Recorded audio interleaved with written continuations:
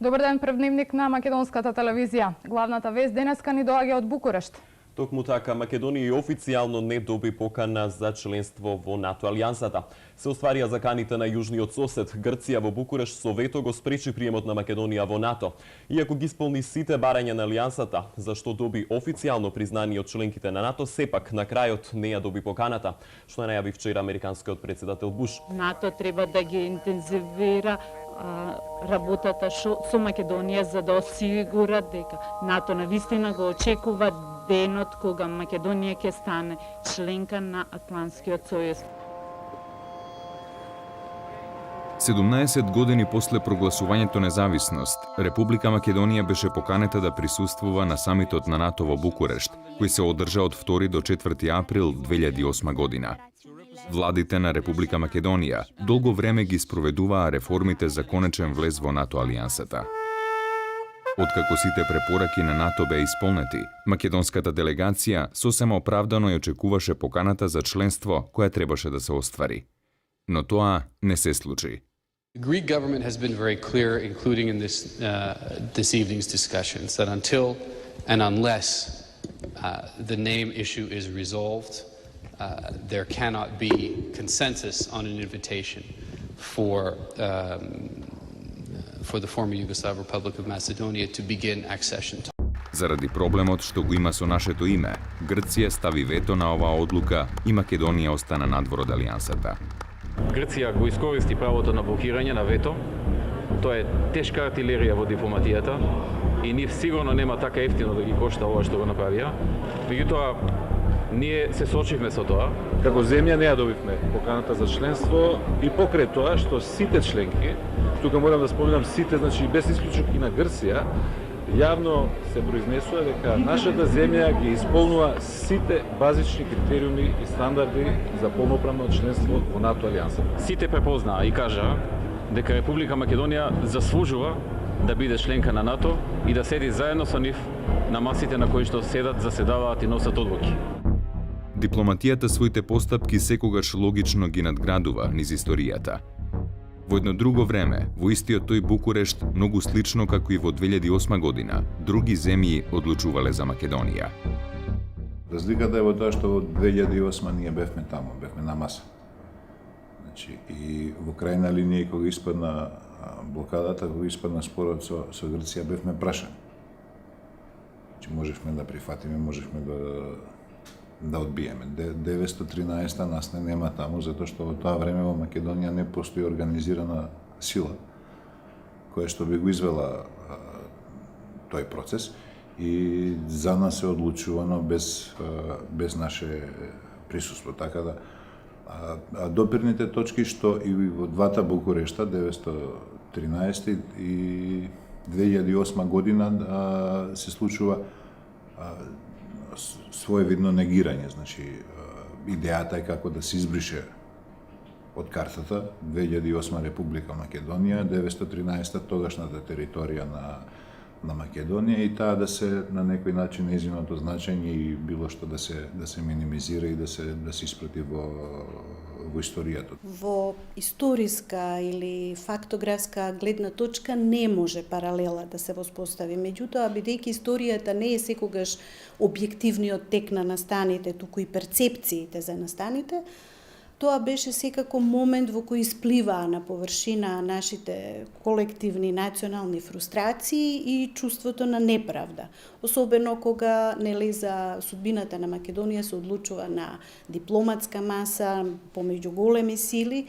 Овој пат во 2008 Македонија имаше надежи дека конечно ќе влезе во тој клуб на нации како рамноправна, меѓутоа бидејќи тоа не се случи, го доживеавме сите на свој начин болно, дури ние кои не сме баш за НАТО алијансата. Иронијата на чуден начин судбински ја поврзува Македонија со Букурешт.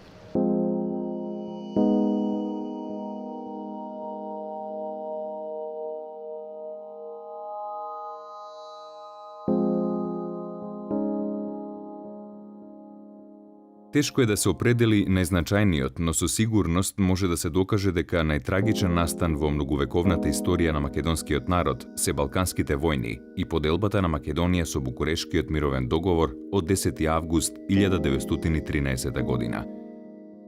Во текот на дипломатските прекројувања на територијата на Македонија, големите сили и соседните држави поседувале докази дека на територијата што ја делат живее посебен македонски народ и македонска нација, но ги криеле и фалсификувале доказите заради остварување на своји политички цели.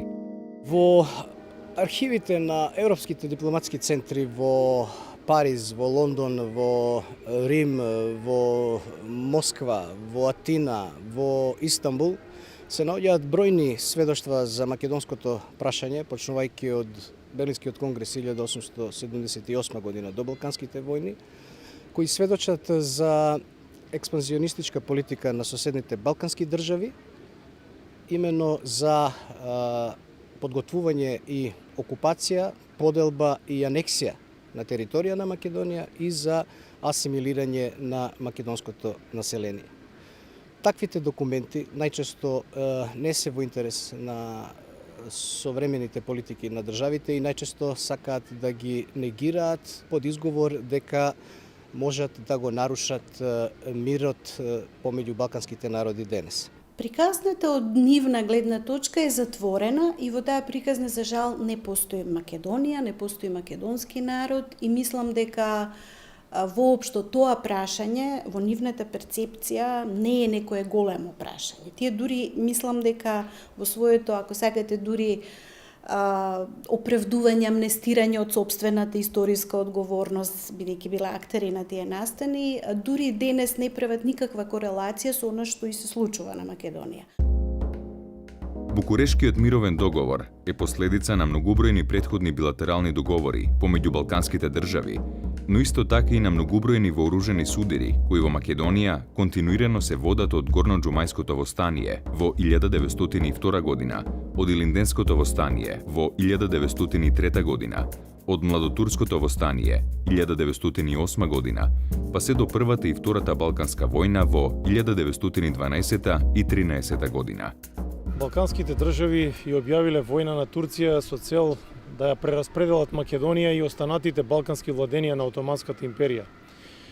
Тоа всушност представувало еден вид на примамлива понуда за македонците да се вклучат во редовите на балканските војски како доброволци, но во суштина таа војна не е ослободителна војна, туку војна за ново прераспределување на Македонија и нејзино потпаѓање под власта на балканските држави.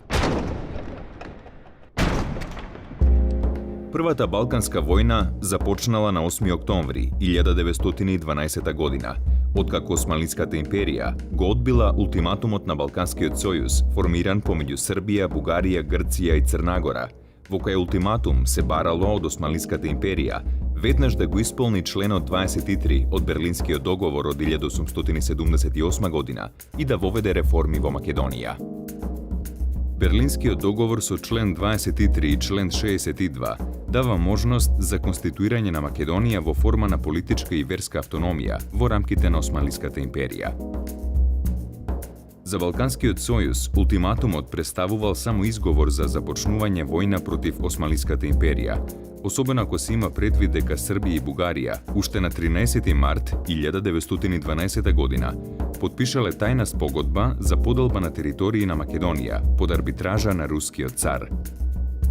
Напуштајќи ги своите стари идеи за неделивоста на Македонија и за исклучителното право на Бугарија врз цела нејзина територија, бугарската влада всушност докажала дека ниту Македонија е бугарска, ниту пак македонците се со бугарско потекло. По Сан-Стефанскиот прелиминарен протокол, во заграда ќе кажам дека тоа е протокол, иако пропагандата, па и ние користиме терминот договор. Тоа е протокол. По тој протокол Бугарија се охрабрила да сака цела Македонија. Таа била свесна дека Македонија не може да ја добие целата, од една страна, заради спротивоставането на самите македонци. Од друга страна, поради претенциите на бугарските соседи, Грција и Србија. па затоа Бугарија тактизирала. Големите сили поделени во два блока пред Балканските војни, во блокот на централните сили, во Сојузот на Антантата, во главно ја нуделе територијата на Македонија на балканските сојужнички со цел да ги привлечат кон остварување на нивните државни политики во однос на овој балкански конфликт. Работата е што балканските земји, сојузниците од првата балканска војна, Грција, Бугарија и Србија, всушност, они си имаат своји планови, своји идеи, тоа е територијално проширување, меѓутоа во суштина сите играат за големите сили и пресметката на големите сили, на една страна Русија, на друга страна западните сили се пресликува на територијата на тогашна Македонија. Од друга страна, за македонскиот народ, споменувањето на членот 23 од Берлинскиот договор и барање реформи во Македонија било силен мобилизирачки фактор тој да се вклучи во војната против османлиска Турција на страна на Балканскиот сојуз, не насетувајќи ја големата измама и лажните ветувања на државите на Балканскиот сојуз дека Македонија и браќата од Македонија во заедничка борба ќе дојдат до слобода. Бугарскиот политичар Александар Цанков запишал: Ниту Европа, а најмалку балканските држави можат да воведат реформи во Македонија. Тогаш каква е судбината на оваа напатена земја? Може ли во такви услови да се надева на странска помош од балканските државички, кои во своите акции строго се контролирани однадвор од европските сили, со што нивната судбина е еднаква со судбината на Македонија? Не. Прво затоа што Европа подготвува поинаква судбина за османлиска Турција, и второ, бидејќи ниту Бугарија, ниту Србија не се способни за тоа. Пред се, нашите и бугарските и српските стремежи немаат морално чиста основа. И ние, и србите, и грците, со своите и најмали аргументи за претензии кон Македонија, ниту сме способни, ниту пак доброволно ќе одиме да војуваме со Турција, од една братска желба да му дадеме слобода на еден страдалнички народ, зашто нашите погрешно разбрани стопански и политички интереси не наведуваат да имаме поинакво однесување. Да криеме ли и зошто се мачиме да го лажеме светот дека ние ќе спроведуваме освојувачка политика кон Македонија? Тврдам дека се тоа добро го знаат некои македонски дејци и јасно согледуваат дека на Македонија не ја останува ништо друго освен сама да војува за својата слобода. Александар Цанков, тој е социјалдемократ. И тоа е интересно, дека кога е на 25 години, пишува една книга, не голема книга, околу 100 страни, Македонското прашање и Балканскиот сојуз. Таа книга беше непозната на македонската јавност. Во 2008 година професорот Васил Туциновски ја најде во Софијската народна библиотека Кирил и Методий, а потоа веќе кога повторно отиде во Софија, книгата ја немаше. Али тој успее да ја донесе и во истата 2008 година беше објавена на македонски јазик. Сега во таа книга е многу актуелна. Таа книга е пишана за денес. Во неја Александар Цанков пишува за македонците како посебен народ. Пишува за тоа, за измамата која прави бугарската пропаганда врз македонците. Пишува за тоа дека Македонија мора да добие автономија. И во иднина Македонија да служи како алка за идниот Балкански сојуз. За активно вклучување на македонскиот народ во војната најмногу придонело обновувањето на ВМРО со старото име и програмските документи од 1911 година. По писмен пат е избран Централен комитет, во кој влегле Тодор Александров, Христо Чернопеев и Петар Чаулев, а Александар Протогеров бил резервен член на Централниот комитет.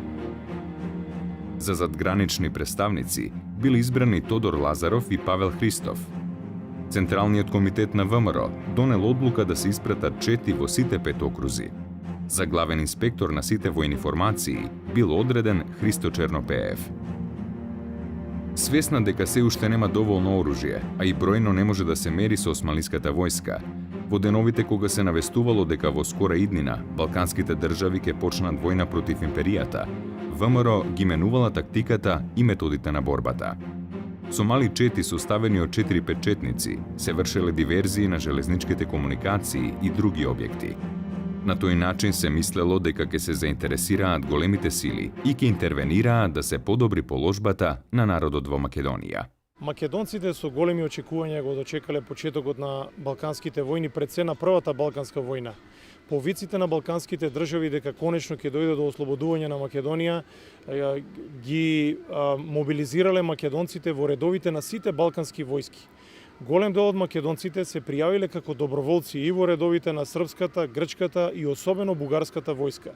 Во редовите на бугарската војска се формирало едно посебно така наречено македоно-одринско ополчение кое што броело некаде околу 14.500 војници, македонци по националност, поранешни комити и војводи на внатрешната македонска револуционерна организација. Напоредно со македоно-одринското ополчение се активирале и четите на внатрешната македоно-одринска револуционерна организација, која што во колективната меморија на македонскиот народ е позната под името ВМРО. Во тој временски период, како клучна фигура во македонското револуционерно движење и во ВМРО се истакнал Тодор Александров. Четите на организацијата, уште во првите почетни денови кога била објавена војната на балканските сојузници против Отоманската империја, самостојно ослободиле повеќе населени места и градови на територијата на Македонија. Како пример ќе ги дадеме ослободувањето на градот Крушево неколку дена пред да дојде српската војска во градот од страна на Крушевскиот војвода на ВМРО. Понатаму ослободувањето на градот Велес, ослободувањето на градот Охрид од страна на четата на Петар Чаулев, ослободувањето на најголемиот дел на селата во Костурско од страна на четите на Васил Чакаларов и останатите костурски и македонски револуционери. Македонските војводи и четите не само што ги ослободувале овие населени места во Македонија, туку формирале и привремени управи пред да биде предадена власта во рацете на балканските војски, особено српската, грчката, што значи дека кај македонскиот народ и кај организираното македонско револуционерно движење била присутна идејата за создавање на автономна или независна македонска држава во нејзините етногеографски граници. Покрај овие, македонскиот народ формирал и самостојни вооружени формации, какви што биле одредот на Јане Сандански, четите на серското крило на ВМРО, селската милиција, местните чети, а постоеле и такви кои само иницијативно формирале групи и чети и извршувале бројни диверзантски акции во тилот на османлиската војска. Јане Сандански, како и другите македонски револуционери, активно се вклучил во настаните од балканските војни. Во првата балканска војна, Сандански, независно од ВМРО на Тодор Александров и независно од македоно-одринското ополчение, сам со својата чета успел да го ослободи градот Мелник. И заедно со бугарската војска која што настапувала од север кон југ по долината на реката Струма, заедно со бугарските војски да влезе во градот Солун. Всушност тој е еден раритет. Јане Сандански е единствениот македонски вооружен востаник револуционер кој што со своја чета организирано влегол во Солун, кој што било ослободено од отоманската власт. Влијанието на Јане Сандански било особено силно во Пиринскиот дел на Македонија. Таму каде што Јане Сандански цврсто ги поставил основите на серскиот револуционерен округ на ВМРО, иако во овој временски период тој формално правно не влегувал во редовите на ВМРО, бидејќи имале разногласија со Тодор Александров, но во настаните од балканските војни активно се вклучил и учествувал во ослободувањето на Македонија од отоманската власт. И самиот Јане тогаш, веќе на банкетот, нали, по преземативно на Солун, дига на здравица, за тоа наздравува за автономна и слободна Македонија. И едва не е убиен од бугарските офицери. ВМРО е поддржувала политиката на екзархијата и на бугарската влада, па и нејзините определби биле во согласност со бугарската политика. Меѓутоа, како што истакнато во извештајот на Карнегиевата меѓународна комисија, недовербата секогаш беше активна меѓу бугарската влада и македонското револуционерно движење. Бугарската влада беше постојано исплашена дека комитите може да ја вовлечат во внатрешни или меѓународни компликации. Сега, кога Македонија беше на позиција да биде ослободена, се е направено да се заштитат македонците самите од себе, за да немаат никаков директен удел во работата за ослободувањето. Причината можеби е делумно во намерата за поделба на Македонија, дозволена со договорите, но малку позната во пошироката јавност, која се уште не е навикната на тоа. Во секој случај, 15.000 македонски доброволци, кои можеа да бидат оставени да се борат во Македонија за своите цели, близу до своите домови, беа присилени за време на војната да престојуваат далеку од своите села, во Чаталџа и Булеир. Постои Карнеги фондација која што ја формира таа Карнеги комисија, составена од двајца французи, мислам дека беа 7 члена, има еден представник од Соединетите држави, британец, русин и така натаму. И благодарение на таа комисија педантно се забележани голем дел од злосторствата кои што се извршени на терена, кои што со тек на времето би можеле да бидат заборавени доколку не биле на тој начин евидентирани. Така што денеска имаме практично сведоштво за многу поединечни судбини, за судбини на луѓе кои што би били избришани, заборавени, луѓето не би имале никаква представа за тоа. Јас често пати наведувам еден пример за една девојка од Серес на која што грчките војници и ги ископале очите, ја силувале, толку колку што биле 10-20 души, веќе не сеќам, и потоа ја оставиле така со ископани очи да умре. Такво едно сведоштво никогаш не би можеле. Не е толку битно сведоштвото во крајна линија, колку што е битно да се ослика намерата и однесувањето на тие војски во тоа време, а тоа не би постоело доколку не била оваа Карнеги комисија. Кога веќе станува збор за сето она што се случувало од таа хумана или ако сакаме нехумана страна на војната, нели надвор од оние големи интереси кои се прекршуваат околу Македонија, се случува она што се случувало во секоја војна. Еден од тие сведоци ми се чини помалку и запоставен во своите тие практично новински извештаи кои ги праќало тоа време, е Лав Троцки. За нас познат од една друга перспектива историска, меѓутоа малкумина знаат дека тој бил воен кореспондент, токму во 12-13 година се движел во терените од Србија, Стара Србија, односно Косово, Македонија, исто така, и неговите сведоштва практично и не биле многу добро примени во тоа време кога тој ги испреќал во своите центри, затоа што зборувале за тоа дека големите сили всушност и не интервенирале тогаш кога овие балкански народи навистина оделе дури на етничко чистење, на како се освојува територијата, така и се дизајнира етничкиот состав на населението. Од тука фактички може да го сметаме тоа за еден, би рекла, објективен пристап кон тие случувања. Неговиот заклучок е дека ова е една одвратна војна. Впрочем, секоја војна е таква. Македонските револуционери и борци за слобода особено се истакнале во борбите за време на Кумановската битка на 21. октомври 1912 година, за што сведочи извештајот на османлискиот маршал Чакмак, кој испратил телеграма до претпоставените, во која пишувало: Во Калиманци се водат тешки борби со македонските доброволци. Ќе биде многу тешко доколку веднаш не испратите еден полк.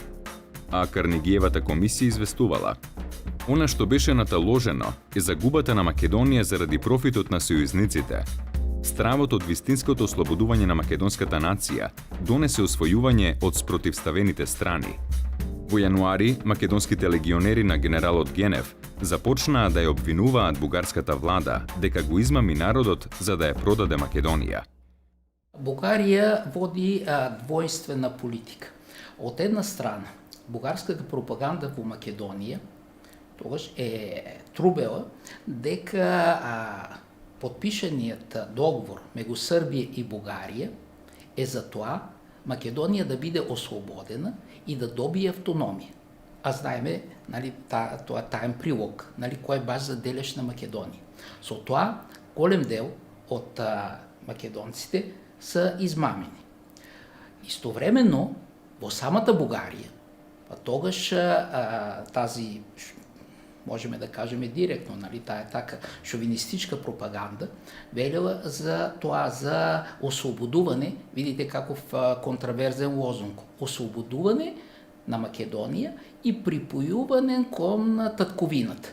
И секој од тие пропаганди, и српската и грчката, Нали, за тоа зборили освободување и припојување. Сега освободување, кога освободиш некој, нали, припојувањето не е освободување.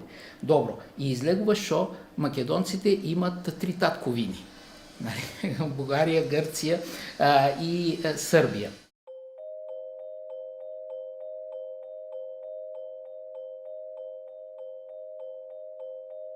Има потреба тука да се изјаснам за несогласувањата кои можат да излезат во прв план, а кои сега постојат меѓу европските и балканските дипломати за конечното разрешување на македонското прашање. Едни ќе бидат за еднаква и соодветна поделба на Македонија. Наша Бугарија претендира за незино целосно присоединување кон кнежевството, а исти такви претензии имат и Грција и Србија, како вродено да го има своето право на Стара Србија и на Солун. Видливо е дека до неодамна и европската дипломатија беше приврзаник на поделбата на Македонија. Таа вака си ги представуваше работите. Турција е веќе во рацете на Европа. Самостојна Македонија ќе значи уште едно крајпатие, покрај Бугарија и Србија. Целосното присоединување кон една од двете држави ќе значи зајакнување на едната од нив и загуба на довербата на другата. А поделбата на Македонија, поради незините специфични етнографски и стратегиски услови, никогаш нема да ги задоволи трите држави – Бугарија, Србија и Грција. Со тоа националните непријателства ќе се заострат уште повеќе, ќе се засилат борбите и на Балканскиот полуостров повторно нема да има мир. Првата Балканска војна завршила со подпишување на мировен договор во Лондон на 30 мај 1913 година. На тој начин, со овој договор и формално била завршена војната меѓу балканските сојузници и Османлиска Турција. Меѓутоа се оглед дека решавањето на многобројните прашања било само одложено, а прашањето за меѓусебното разграничување на сојузниците, односно за поделбата на Македонија, не било ниту почнато, Лондонскиот договор представувал еден мал одмор пред нова бура. По прашањето за Македонија се судриле интересите на Србија, Бугарија и Грција, и ниту една од нив не сакала да остане без дел од територијата на Македонија. Србија изразувала поголема желба да се договара со Грција против Бугарија. Меѓу Бугарија и Грција најголем бил спорот за Солун. Тука се замешували интересите на Франција, Австрија, Русија и Германија. Грчката влада можела да се откаже од Кавала, Серес и Демирхисар, но никако од Солун, а бугарскиот дипломатски представник во Лондон, Стојан Данев, изјавувал дека треба да го има Солун по цена на една војна. Имено нотата од 29. април 1913 година го третира договорот за сојуз со тајниот анекс за поделба на Македонија од 1912 година, во која што, согласно моменталната состојба на теренот и заземените територии од страна на војските, Србија испратила порака до бугарската влада дека нема да се почитуваат одредбите од тајниот анекс на договорот за договорената територијална поделба на Македонија и дека Србија треба, според постигнатите успеси во војната, да добие поголема територија од она што беше предвидена во договорот. Најголемо незадоволство било присутно кај македонскиот народ. Македонија во тој најдраматичен период од својата историја ја загуби вековната целост, па покрај борбата за ослободување ја започна и борбата за обединување. Против поделбата на Македонија, меѓу првите гласно и енергично реагирала македонската колонија во Петербург, која во името на целиот македонски народ, уште во јуни 1913 година, односно непосредно пред да избувне Втората Балканска војна, испратила меморандум до представниците на големите сили на мировната конференција во Лондон со апел да се прекине поделбата на Македонија и веднаш да се создаде независна македонска држава. Меморандум на македонците. Македонците постојано во текот на вековите востануваа и се бореа за независност и слобода и со својата упорна борба го помагаа ослободувањето на Србија, Грција и Бугарија. Кога по големата ослободителна војна во 1878 година Македонија одново остана во дотогашна своја неволја, таа со уште поголема самопрегорност почна да се бои за својата независност. Воените успеси што сојузниците ги постигнаа во сегашната кампања, во значителна мера се заслуги на македонските доброволни формации и четнички дружини, што ги формира внатрешната организација. Повеќе од 100.000 македонски четници и доброволци се бореа рамо до рамо со сојузничките армии. Цела Македонија беше освоена со огромното учество на македонските вооружени сили. Наместо Македонија, прославена од Александар Македонски, осветена од апостол Павле, облагородена од дејноста на светите браќа Кирил и Методи, обединета од славниот цар Самуил, бранета од храбриот Добромир Стрес, обесмртена од крали Марко, облеана од крвта на милиони маченици за слобода. Наместо Македонија единствена, целокупна, слободна, европската дипломатија, а со неја и вие, наши браќа, сојузници и ослободители, не раскинувате на парчиња и ги газите нашите свети идеали. Сетете се дека раскинатата Македонија ќе биде меѓу вас вечно јаболко на раздор. Сетете се дека и во минатите историски времиња гинеле една по друга држави во борбата за Македонија и не го продолжувајте крвавиот синодик во сегашново време. За подолго постоење на Балканскиот сојуз и на добрососедските односи на државите што влегуваат во неговиот состав, е неопходно да се отстрани секакво заемно соперништво поради Македонија, да и се остави автономијата неизе, за да можат македонците, како самостојна и рамноправна држава, доброволно да влезат во општиот сојуз. Македонската петроградска колонија, предводена од Димитрија Чуповски, одиграла исто така важна улога во настаните од Балканските војни периодот помеѓу Првата и Втората Балканска војна. Тоа е една група на македонски интелектуалци која што за среќа можела независно од балканските пропаганди да се изградува и да ја шири својата активност во Русија. Тоа значи дека тие можеле слободно да ги пласираат своите независни ставови во поглед на македонското прашање. Чуповски и неговите сомисленици биле првите македонски интелектуалци кои што јасно истапиле со концепт за создавање македонска држава со сите нејзини атрибути. Прво, создавање на Македонско народно собрание, кое што би ја прогласило независната или автономната македонска држава. Јасни граници на таа македонска држава, тоа биле границите на етногеографска Македонија, за која што цел тие објавили една карта, за прв пат објавена карта на некои македонски револуционери или интелектуалци во кои што граници ја гледале македонската држава, создавање на посебна македонска православна црква и конституирање, односно дефинирање на посебен македонски литературен јазик, што значи неколку атрибути што Македонија како нација, како држава ја одделувале од останатите балкански држави. Големите сили по овие апели не ја спречиле поделбата на Македонија, туку во согласност со своите интереси го поддржувале завршувањето на војната, без оглед на положбата и на иднината на македонскиот народ, со единствена цел – војната да не се прошири во Европа. Владата на Бугарија издала наредба до своите представници во странство да работат на тоа Македонија да ја припадне на Бугарија. Поради тоа биле испратени повеќе представници на бугарската влада и представници од македонските организации во Бугарија да патуваат во странство заради убедување на странските влади дека е потребно Македонија да ја припадне на Бугарија. Во исто време и по истото прашање, председателот на Министерскиот совет и министер за надворешни работи на Кралството Србија, Никола Пашиќ, испратил телеграма до сите представници на Србија во Европа со следна содржина. Бугарија се обидува да ја реализира идејата за автономна Македонија, кога веќе не можела да ја задржи за себе. Тој предлог е насочен против Србија, Грција и Црнагора, а во некој поглед и против Романија. При разговорите за тој предлог, вие треба да одговорите дека Србија никогаш нема да го прифати, па макар во борбите и да пропадне. Тоа што Австро-Унгарија го прифаќа тој предлог е разбирливо, но не можеме да го сватиме руското јавно мислење, кое го помага растројството на Балканот, вечниот немир и создавањето покрај Албанија на уште еден извор на немирот – Македонија.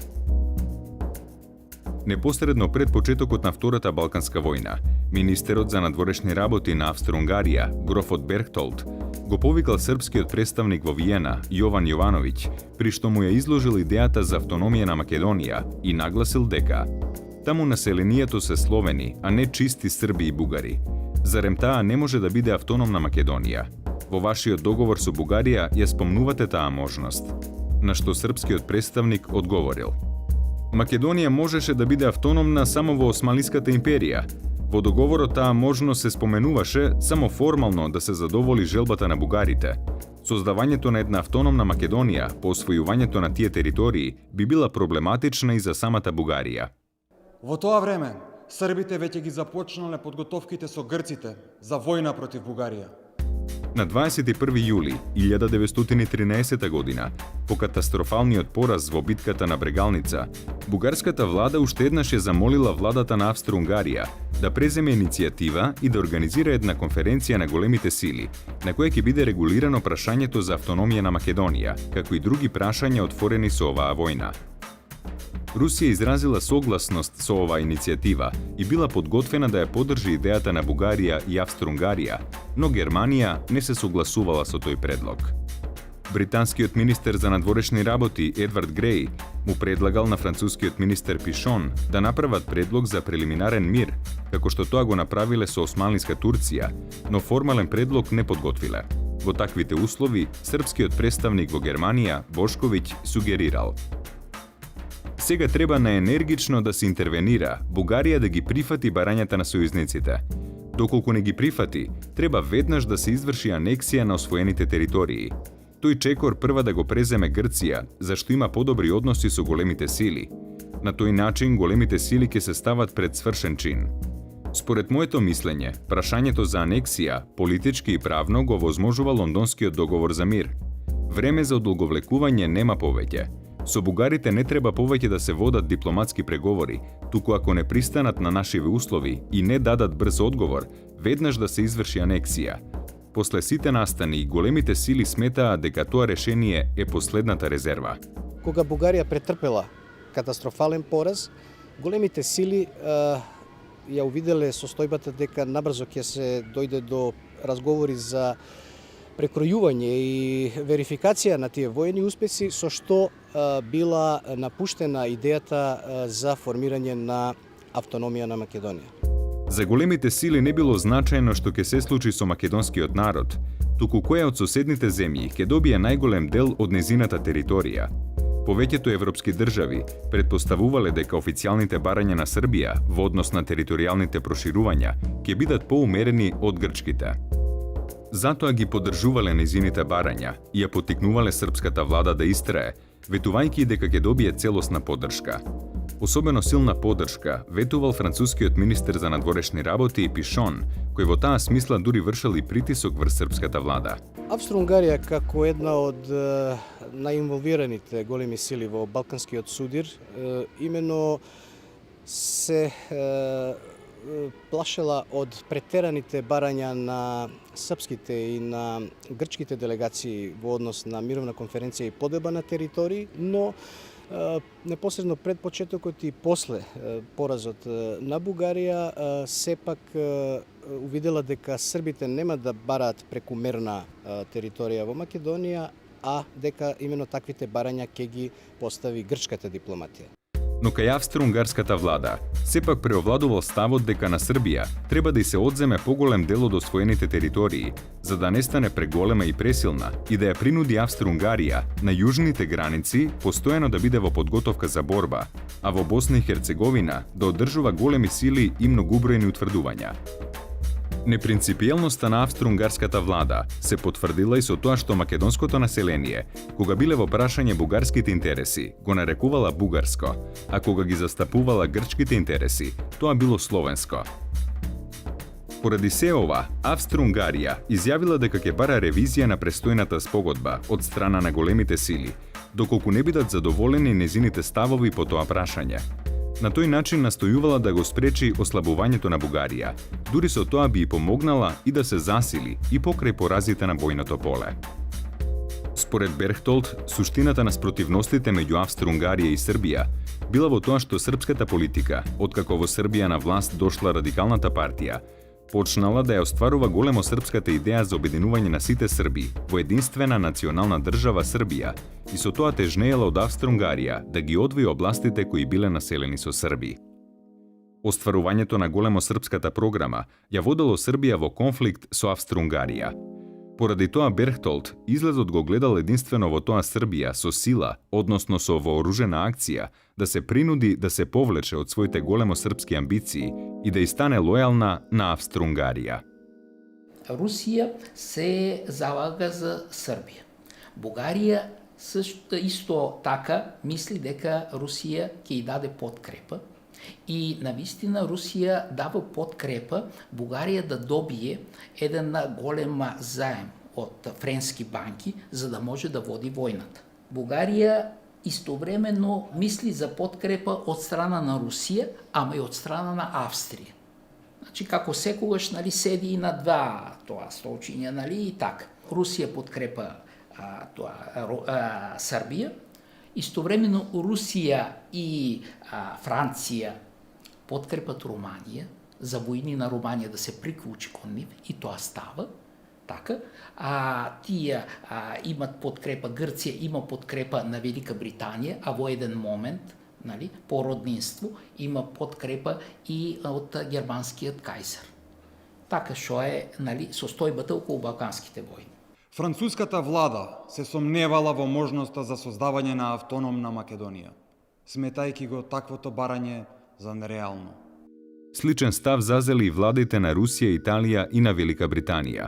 Тие биле против создавањето на автономна Македонија, затоа што во тоа го гледале интересот на Австро-Унгарија, како и нејзиниот план за идните комбинации за продирање кон исток. Велика Британија сметала дека во тој момент веќе било доцна за остварување на таквата идеја, а и доколку би се остварила, тогаш таа секогаш би била јаболко на раздорот. Прашањето за создавање автономна Македонија не било поставено во официјална форма на мировната конференција во Букурешт. Големите сили немале интерес да се создаде автономна Македонија. Единствено Австро-Унгарија ја поддржувала идејата на Бугарија, но само доколку таа може да се оствари како алтернатива на евентуалната поделба на Македонија меѓу Србија и Грција. Иако српската и грчката војска длабоко навлегле на територијата на Бугарија, сепак на конференцијата во Букурешт, Србија и Грција се согласиле Пиринскиот дел на Македонија да и припадне на Бугарија. Сметале дека тоа е помала загуба, отколку да се создаде автономна Македонија во незините граници. Штитејќи ги своите интереси, големите сили ги поддржувале балканските држави во распорачувањето на Македонија и во раскинувањето на македонското национално ткиво. Рускиот цар дури изразил подготвеност во случај на спор да учествува во поделбата на Македонија како арбитражен судија. Се тоа давало силен поттик за разграбување на Македонија. Ако пред 100 години сите тврдат дека не постоел македонски народ, а нели историјата ја пишуваат победниците, оние што можат, или како што вика еден познат политичар, историјата е институционализирана меморија на еден народ, а бидејќи македонскиот народ немал држава и немал институционализирана меморија, се подпираме на нивните тие, да речам, тврдења и од тој момент, од таа точка на негирање на воопшто постоење на македонците како актер на балканските војни, до денешниот момент во кој фактички ви велат променете го името, па тогаш ќе бидете добре дојдени во нашето друштво. Преговорите меѓу завојуваните балкански држави за многобројните предлози за местото на одржување на мировната конференција конечно завршиле со прифаќање на заинтересираните страни таа да се одржи во Букурешт, главниот град на Романија. Истовремено со преговорите за одредување на местото каде ќе се одржи мировната конференција, државите учеснички ги подготвувале своите представници и ги одредувале целите на преговорите.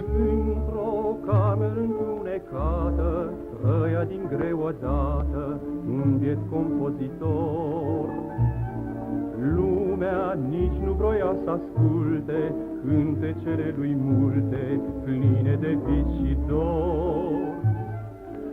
Însă florile din câmpie îl îndemna să scrie.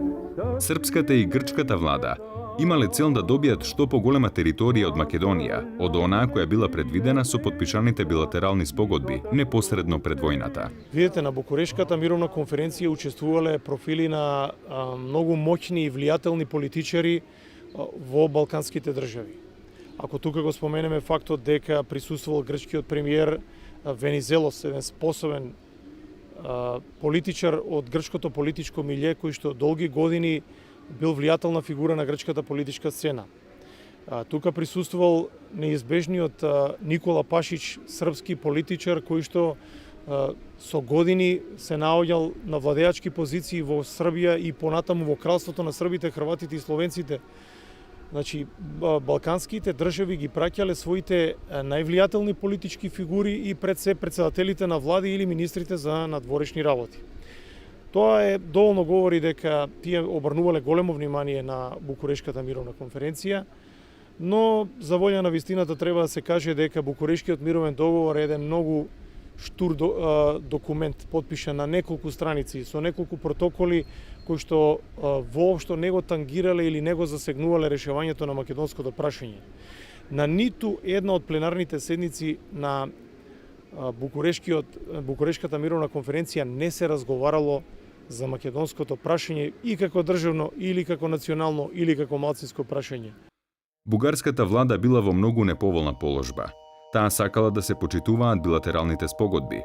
Бидејќи нејзината војска била поразена, Бугарија настојувала да го наметне принципот на територијална рамнотежа меѓу државите на Балканот, очекувајќи дека за тоа ќе добие поддршка и од големите сили.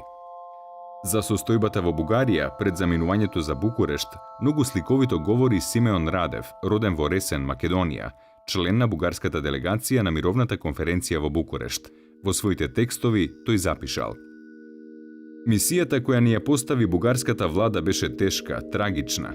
Добруџа предвремено отстапена, се преку Вардар веќе изгубено. Од нас сакаат во Букурешт да бараат нови поболни жртви. Што ќе ни остане од Македонија? Што можеме да зачуваме од Егејскиот брег? Иднината стоеше пред нас како темнина, полна со непознати опасности. Од победниците можевме да очекуваме само жет за грабеж и одмазда. Од тие кои се канеа да ни помогнат, не слушнавме подсврст збор. Никакви големи илузии не ни беа дозволени. Поаѓајќи од Софија, ние знаевме дека одиме на една Голгота. Во бугарската делегација имаме и еден македонец по национално, Симеон Радев, човек кој што долги години бил на чело на бугарската дипломатија, ја кроел политиката на Бугарија во поглед не само на македонското прашање, туку воопшто и нејзината надворешна политика.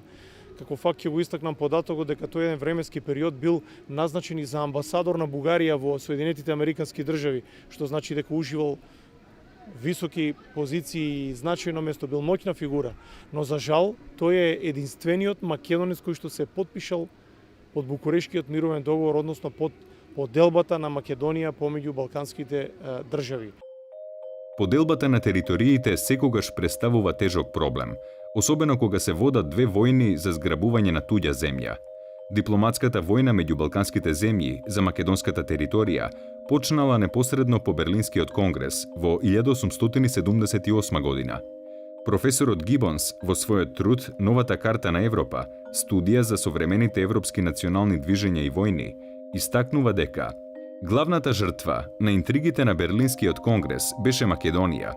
Иднината на Македонија стана главен извор на судири меѓу Австро-Унгарија и Русија и меѓу балканските држави.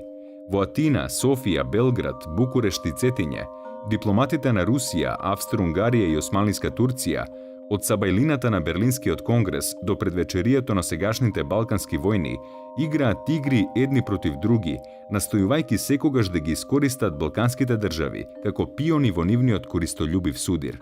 Често пати ми се случува да се сетам на повеќе реминисценции од тоа време и искажувања, меѓутоа секогаш најјасната дефиниција ми доаѓа од страна на црногорскиот крал Никола. Дадена е оваа дефиниција 907 година, значи пред Балканските војни, меѓутоа гласи: Балканот и балканските народи се секогаш паричка за подкусурување во трансакциите на големите сили.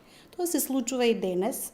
Големите сили не се промените, односно меѓународниот поредок кој се заснива на моќ, а не на меѓународно право и правда, е тој што постои денес. Тие денес се преименувани во некакви нови сојузи, некако тогаш го имаме големиот играч Америка, кој и тоа како има интереси, како тие ги викаат национални интереси на Балканот. Така што Балканот мора да смета на тоа дека одредени големи сили секогаш ќе се обидуваат своите национални интереси да ги остваруваат на сметка на балканските. А балканските народи се доволно, ми се чини, се уште наивни да веруваат во искрени пријатели, големи сојузници и така натаму, да не го видат можеби некогаш и регионалниот интерес, а да се повладуваат по големите интереси на големите сили. Карнегиевата комисија за меѓународен мир истакнува дека откако балканските национални движења ги развија националните територии во држави, Македонија стана најважна земја и регион околу кој се водат етнички и социјални војни меѓу балканските народи и стана фокус на инфекцијата за треска за политичка војна во Европа. Во Балканските војни 1912-1913 година, најголемите битки се воделе на територијата на Македонија, при што најголеми жртви и штети претрпел македонскиот народ. Најголеми виновници за тоа се пред се балканските земји, потоа големите сили, кои го следеле се тоа, и дури кога се појавила закана за насилно биолошко уништување на македонскиот народ, донеле одлука за прекинување на војната. Карнегиевата комисија 1-2 години подоцна излегла со некои податоци за злосторствата што се вршиле врз македонскиот народ. Бројките се мерат веројатно на илјадници жртви, што меѓу тие што се бореле како активни војници, или во четите на организацијата, или во четите, самостојните чети, или пак како цивилно население. Во секој случај македонскиот народ скапо ги плати балканските војни. Надежта дека ќе се создаде македонска држава, таа мисла водилка на македонците, навистина беше мотив тие да се вклучуваат во балканските војни и навистина бројот на македонците како жртви во балканските војни е огромен. Во Македонија, која некои ја нарекуваат и некропола на странски војници, низ многу периоди од историјата, не постои воено гробиште на македонски учесници на балканските војни, на Првата светска војна и така натаму. Значи, тоа е оној дел што македонците ги прави анонимни или тивки играчи во целата таа работа. Во официјалната публикација на Карнегиевата комисија за меѓународен мир, Втората Балканска војна се именува како војна за поделба на Македонија помеѓу балканските народи. Комисијата истакнува дека повторно и повторно, од кога се воведени христијанските власти, мизеријата и масакрот ги однесе илјадници македонци преку граница, но тие постојано се враќаат да ги закопаат своите мртви, повторно да ги изградат своите куќи, да ги пресадат своите овоштарници и да протестираат против понатамошен терор и за се она што е повеќе од дишење на слободен воздух. Барањата на Грција и на Србија за туѓа територија биле толку непримерни, а односите до тој степен затегнати, што постоела опасност мировната конференција да биде прекината и големите сили прашањето да го решат со војна интервенција. Но во таков случај постоела можност да се создаде автономна Македонија, што во тој момент би значило загуба за завојуваните балкански држави. Председавачот на мировната конференција Мајореско, имајќи ги предвид сите алтернативи на втората пленарна седница, почитањето и усвојувањето на протоколот од првата пленарна седница, предложил седницата да се одложи за следниот ден, за делегациите да можат уште еднаш да ја разгледаат ситуацијата и да ја погледнат реалноста во однос на поделбата на територијата. Секоја од овие седници траела само по 30 минути. Официјалните разговори и одлуки кои што се верифицирани со потпис на протоколи и на конечниот договор немале да ја добијат таа форма доколку во време на паузи не се одвивала жива дипломатска активност помеѓу делегациите представници на државите во Букурешт, меѓу себе, највисоките представници, и една жива дипломатска активност помеѓу представниците, односно во еден случај само е представник министер, а не премиер. Премиерите одржувале многу тесни врски со монарсите, односно со кралевите кои што ги овластиле да учествуваат и да ја застапуваат политиката на државата во Букурешт, а паралелно со тоа се одвивала и жива дипломатска активност на представниците на големите сили и со представниците на владите во Букурешт, но и во главните градови, односно центри од каде што е инспирирана политиката во Букурешт.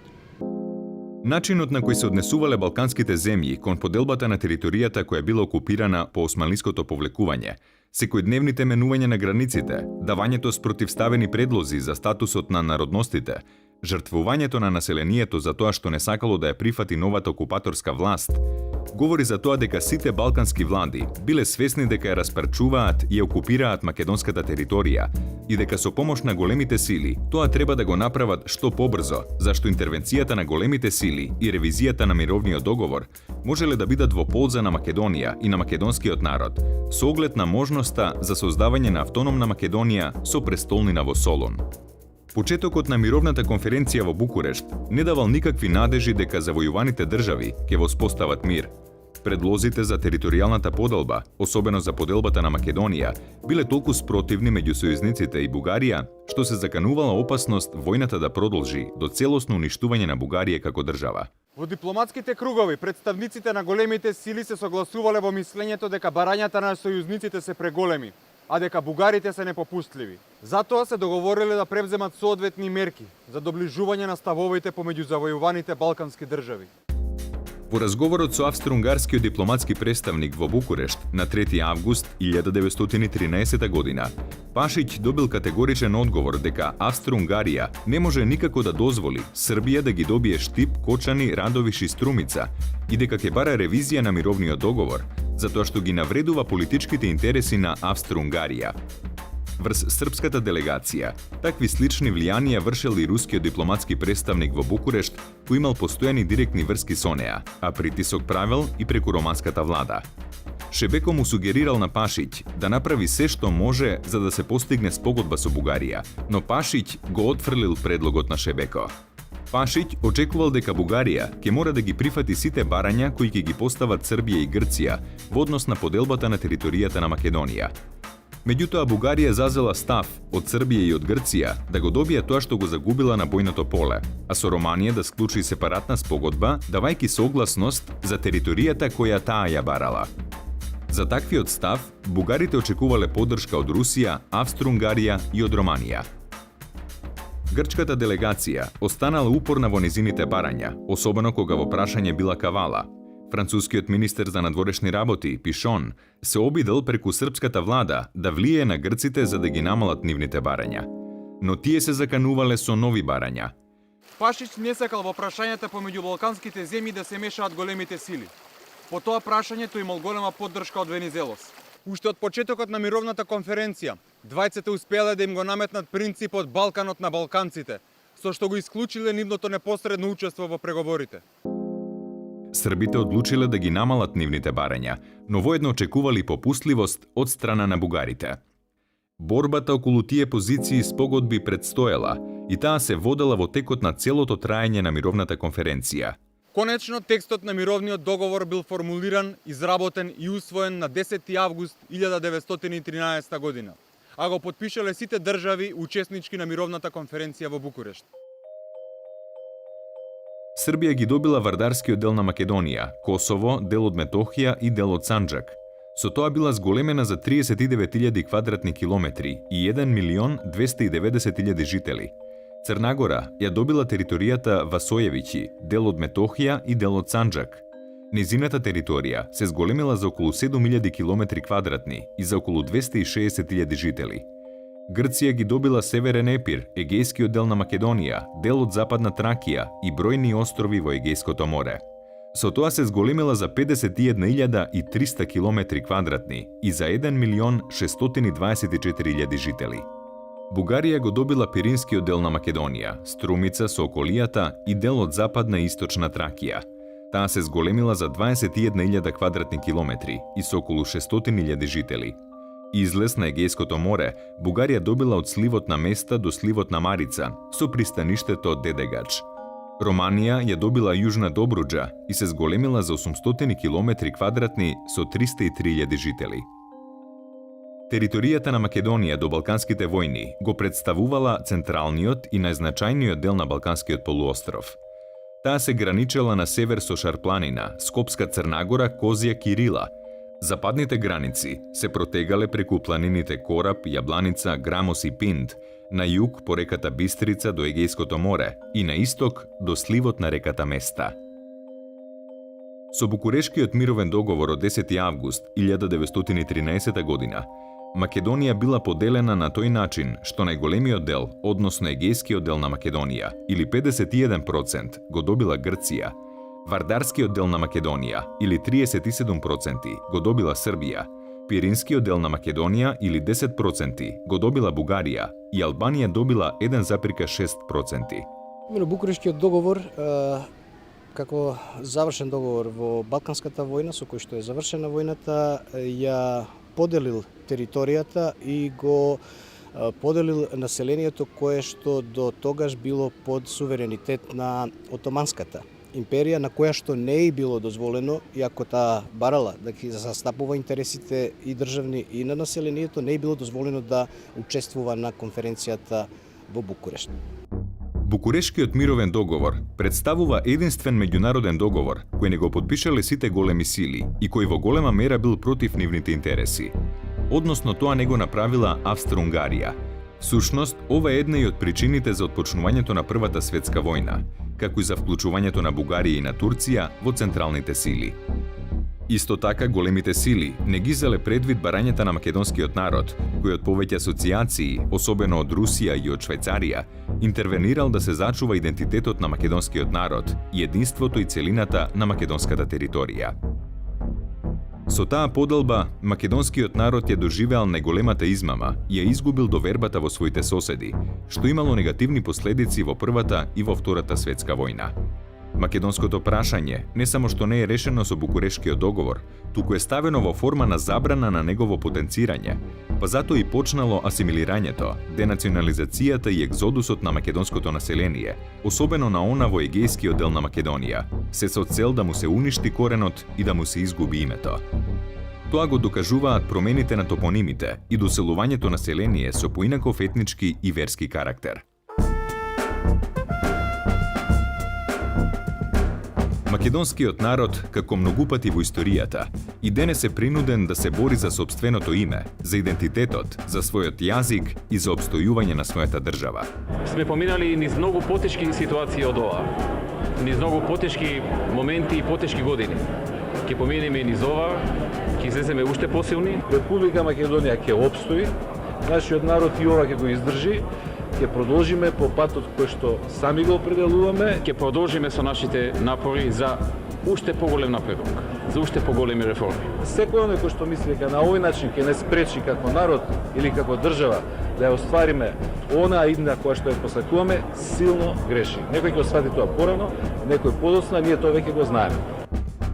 Од осамостојувањето на Република Македонија, соседните држави ги обновија своите големодржавни аспирации и активираа негаторската политика кон Македонија и за се тоа повторно добија поддршка од големите сили. Тоа најсликовито се покажа во Букурешт во април 2008 година при одлучувањето за приемот на Македонија во НАТО. Историјата се повторува. Букурешт останува црна точка за Македонија. Значи, целта беше да се уништи македонскиот дух, да се уништат самите македонци, да се уништи македонштината, секој сеќавање за Македонија. Тоа беше целта. Уште повеќе, ако гледаме дека, значи, од 18 век наваму, нали, големите западноевропејски земји создадува митот за Грција, за хеленизмот како вулка на европската цивилизација, нали, а Македонија и македонството тоа им пречеше. Затоа тие сакаха да го уништат. Сега ние гледаме, за жал, 100 години подоцна, гледаме истото. Историјата се повторува, пошто во 1991 година Македонија воскресна, иако само во еден дел. И сега борбата, во тие последни 2 децении, борбата е за тоа, нали, последно слободно парче македонска земја. И за тоа ние не мора да се чудиме дека не само Грција и Бугарија, туку и тие водичи на Европската унија, кои тогаш беа подписници на мировниот договор во Букуреш, сега директно са против Македонија. Тоа е проблемот. Последиците од Букурешкиот мировен договор и 100 години подоцна се чувствуваат. Македонското прашање се уште не е решено и тоа доправа се отвара и излегува на површина и овде на Балканот, и на европско, но и на светско ниво. Што значи дека се работи за едно комплексно прашање. Македонското прашање има многу сегменти. Фактот што денеска некои балкански држави го оспоруваат македонскиот национален идентитет, некои ни ја оспоруваат нашата историја. И нашиот јужен сосед се оспорува, се обидува да го присвои македонското име како дел од грчката историја, е доволен податок кој што говори дека раните од Букурешкиот мировен договор се уште не се залечени. Веројатно тие ќе болат уште години понатаму. Додека не се извадат сите аспекти на македонското прашање и додека тоа не се постави принципиелно, последиците од Букурешкиот мировен договор ќе се чувствуваат уште. Истражувањето на архивската документација за жал нема да ги избрише букурешките граници и територијално да ја обедини Македонија. Но со сигурност може да се каже дека вистината ќе допре низ целиот свет, а со тоа се овозможува враќање на достоинството на македонскиот народ.